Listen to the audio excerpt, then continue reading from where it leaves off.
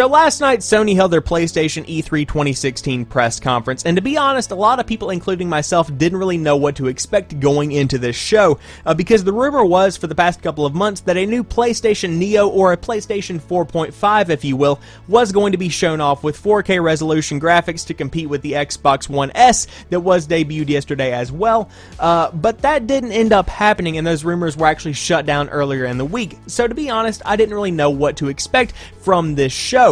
What we ended up getting was a solid hour or an hour and a half of just incredible gaming experiences that are going to be coming to your standard PlayStation 4 that over 40 million people already have over the course of the next year. And I was absolutely blown away by some of the gameplay that I saw, and I can't wait to break it down right now for you guys. So right out of the gate, we get God of War, which is a complete and total reboot. There is no God of War 4, there is no God of War Nordic Tales or Ascension Part 2. This is simply God of War, and it's a reboot that I feel the franchise is long overdue for. I was glad to see that they just kind of took a step back and realized that the message they were trying to get across had not only been overdone year after year with God of War 1, 2, 3, with Ascension, with the ones that came out on PSP, that was a tale that was long overdue to be put out to pasture. But with God of War, the new reboot version, they're able to kind of start over with a clean slate with Kratos as a fresh character and take on the world of Nordic mythology that is famous for Valhalla and trolls and Vikings, etc. It's definitely a different kind of world when compared to the world of Greek mythology that we've been experiencing since the PlayStation 1. So pretty much the gameplay demo starts off with Kratos and his son going out for a hunt, and they do run into a troll that does show off some of the gameplay mechanics that you can expect to experience within God of War, and it does appear to be a slower kind of game. It's not quite so hack and slash, and the focus isn't quite so much on the gore and the blood, as it is kind of being more tactical, trying to avoid some hits because you can't really take that many, presumably, and it also has some RPG mechanics that are evident within the trailer itself, and the gameplay looks so beautiful. Like, I can't even begin to describe the scenery that is within that game. I'm really excited to play this God of War game, and that's something that I haven't said since God of War 3 made its debut a long time ago, at least in my mind. So this is going to be one to keep your eye on. God of War was a great way for Sony to start off their show.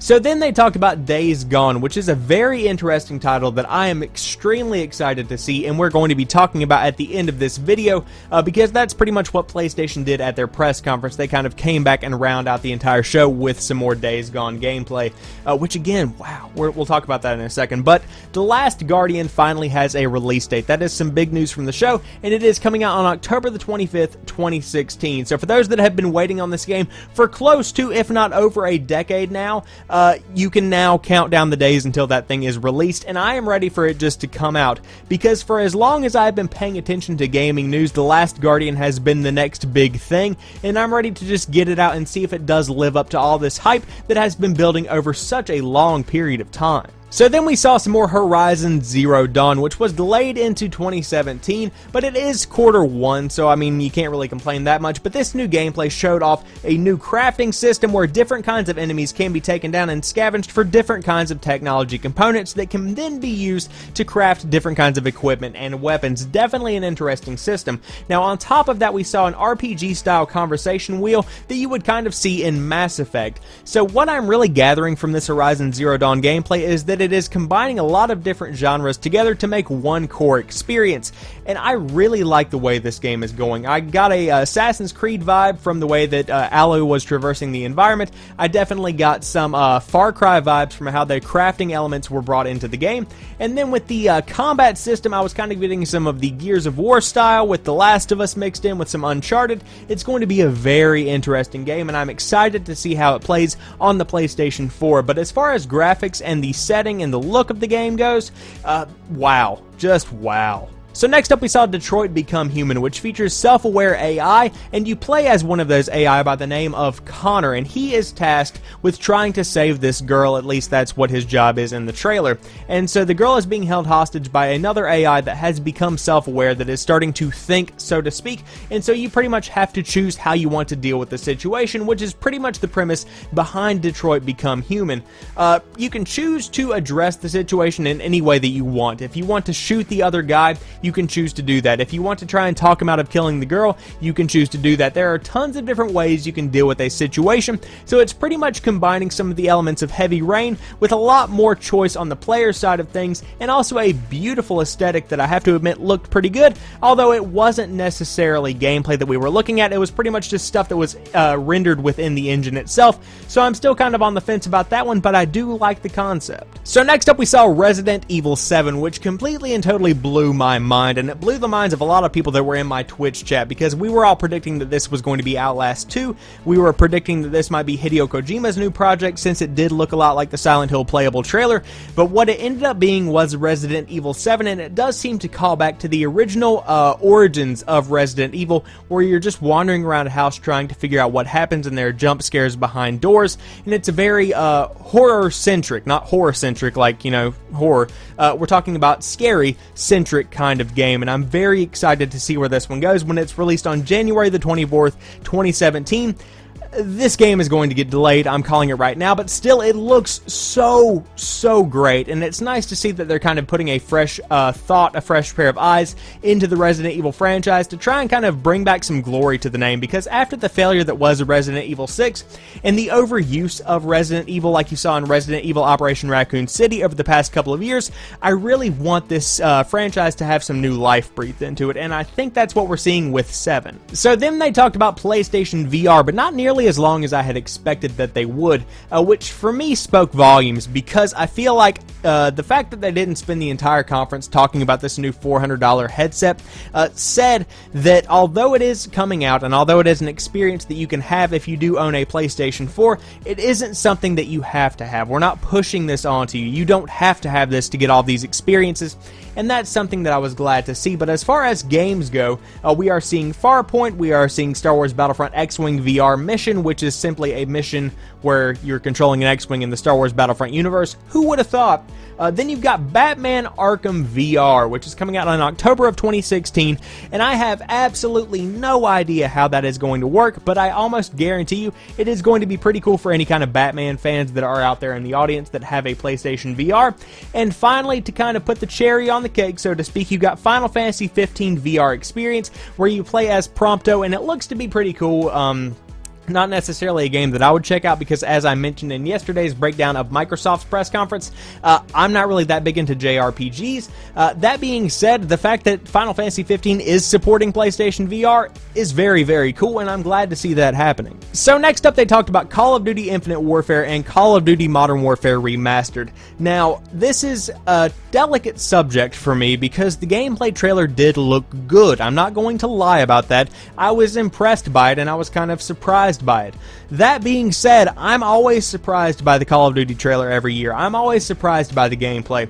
And pretty much what that says to me is that Activision and the guys that make Call of Duty, all of the teams, all of the different teams working on Call of Duty know how to sell this kind of game, but the experience at its core is going to be the same that it has been year after year, so take that into consideration before you rush out to your local GameStop or your Amazon.com and pre-order this thing. Then we saw something that was nothing more than a rumor and speculation and hope become truth and fact and reality, because Crash, Crash 2, and Crash Warped, the first 3 Crash Bandicoot games, are all getting remastered on the PlayStation 4. I never in my gaming life thought that that would happen, because the Crash games are such a niche in the PlayStation history that I didn't think that they would take the time to put effort into bringing them back, but this is happening because the fans wanted it to happen, and because it is also going to be hilarious, and it is going to inevitably make a ton of money. But also, as a side note, Crash is coming to Skylanders Imaginators, and we got some gameplay of that. Whoop-de-doo, first 3 Crash games coming to PlayStation 4, I'm hype. So then we saw LEGO Star Wars The Force Awakens, and that is getting a demo which is live right now, and the game is actually being released in 2 weeks. So for those that are interested in LEGO Star Wars The Force Awakens, that is pretty much all the details that we got from Sony's E3 press conference. After that, Hideo Kojima's new IP, Death Stranding, was shown off, and this is some weird-ass shit, man. Norman Reedus is the star in this, and he wakes up on a beach naked with a baby, and then the baby disappears, and then there's paw prints, and his palms are black, and they're in the middle of an island, in the middle of an ocean, with a whole bunch of dead fish and whales surrounding them, and people are floating in the sky that then disappear.